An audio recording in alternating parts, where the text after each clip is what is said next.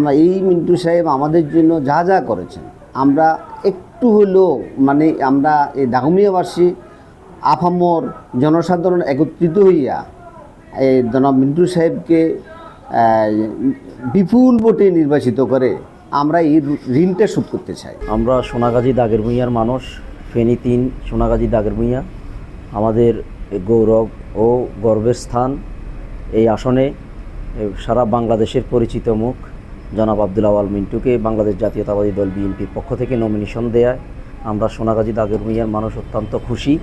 আমরা চাই আগামী নির্বাচনে ঐক্যবদ্ধভাবে জনাব আব্দুল আওয়াল মিন্টুকে বিপুল ভোটে ধানের শীষ মার্কা বিজয় করে দেশনেত্রী বেগম খালেদা জিয়াকে আমাদের এই সোনাগাজী দাগের ভূঁইয়ার এই আসনটি উপহার দেব। দীর্ঘদিন পরে দাগনভূঞা সোনাগাজীবাসী একটা যোগ্য এবং বাংলাদেশের হেভিওয়েট প্রার্থীদের ভিতরে একজন আব্দুল আওয়াল মিন্টু।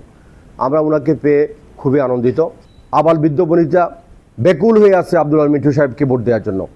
আমরা ইনশাল্লাহ বাংলাদেশের সর্বোচ্চ ভোটের ব্যবধানে আব্দুল আওয়াল মিন্টুকে জয়যুক্ত করে জাতীয় সংসদে পাঠাবো।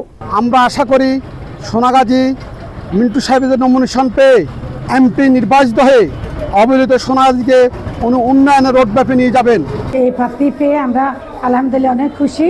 আমাদের উপজেলার দাগনভূঞা উপজেলার এবং সোনাগাজী আমরা আজকে 2 দিন পথসভা করেছি আমাদের প্রার্থীর সাথে। আমরা দেখেছি এক গণজোয়ার, এত গণজোয়ার বয়োজ্যেষ্ঠ মানুষগুলো মানে মানুষের সবার যে সাড়া, আমরা এটা দেখে আলহামদুলিল্লাহ আমরা অনেক খুশি হয়েছি। উনি এত উন্নয়ন দাগনভূঞা করেছে যে কেউ এমপি হলেও দাগনভূঞাতে এত উন্নয়ন করতে পারতো না। ইনশাআল্লাহ যদি দাগনভূঞা সোনাগাজীবাসীতে যদি ওনাকে এমপি বানিয়ে নিতে পারে, আমার মনে হয় না যে আর 100 বছর দাগনভূঞাতে কোনো উন্নয়ন দরকার হবে। বিগত 4 দশক ধরে উনি আমাদেরকে যে অন্তর থেকে ফিল করছেন এই অঞ্চলের অর্থসামাজিক উন্নয়নে, বিশেষ করে শিক্ষা নিয়ে উনি যে কাজ করছেন, আমাদেরকে উনি অন্তর থেকে ফিল করছে। এই জন্য আমরা এই প্রতিদান দেওয়ার সময় এসছে এখন ওনাকে প্রার্থী দেওয়াতে। আমরা এই জনপদের মানুষ খুব উচ্ছ্বসিত।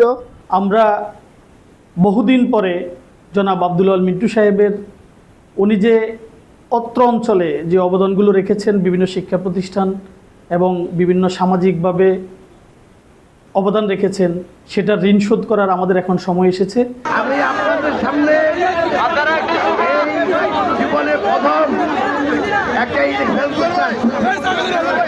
এর আগে আপনাদের সবার কাছে আমি এসেছিলাম আমার বাবার জন্য, আমার ভাইয়ের জন্য। আপনারা কখনো আমাদেরকে বিরূপ করেন নাই। এই বাংলাদেশ 17-18 বছর পরে একটা অপূর্ব সুযোগ পেয়েছে বাংলাদেশের প্রবৃদ্ধি, বাংলাদেশকে অর্থনৈতিকভাবে উন্নয়ন করার জন্য, বাংলাদেশের সামাজিক শৃঙ্খলা ফলো করার জন্য। আমি আশা করি এই নির্বাচনের মাধ্যমে এমন একটা সরকার গঠিত হবে, আমাদের তারেক রহমান সাহেব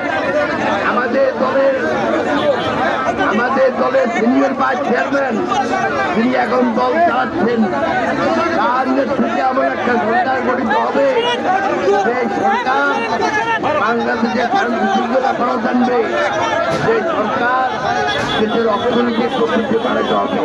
বাংলাদেশে গণতন্ত্রের অত্যন্ত প্রহরী বেগম খালেদা জিয়া অসুস্থ অবস্থায় তিনি হাসপাতালে আছেন।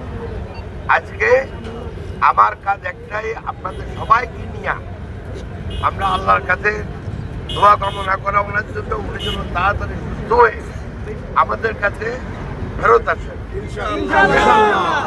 এজন্য আজকে সোনাগাজীর আমাদের যে প্রোগ্রামগুলো ছিল সেগুলি আমরা ক্যান্সেল করছি বলে শুধু আমি একটা বড় মসজিদে সবাই সাথে যোগদান করবো এবং ওনার সুস্থতার জন্য আমরা দোয়া কামনা করবো।